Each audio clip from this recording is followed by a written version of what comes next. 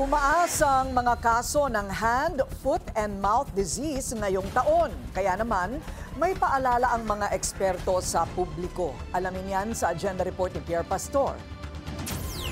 7 beses ang itinaas ng kaso ng hand, foot, and mouth disease ngayong taon kumpara noong 2024. Sa tala ng DOH as of August 9, pumalo sa 37,368 ang may sakit. Noong nakaraang taon, 5,081 lamang ang naitala sa kaparehong panahon. Kalahati ng bilang ng may HFMD ay mga batang 1 to 3 years old. Mula sa Coxsackie virus ang highly contagious na HFMD. Pwede itong makuha sa droplets ng pag-ubo at pagbahing. Pwede ring makuha sa paghawak sa bibig at ilong kung ang mga kamay ay nakahawak sa mga bagay na kontaminado ng virus.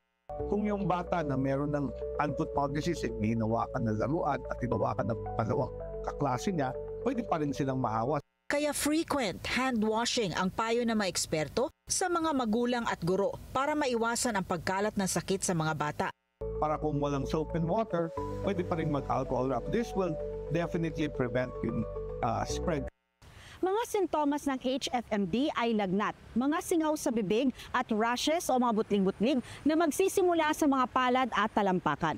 Payo sa mga magulang kung makikitaan ng sintomas ang inyong mga anak, huwag nang papasukin sa eskwela o palabasin ng bahay. Dali na sa kanilang pediatrician.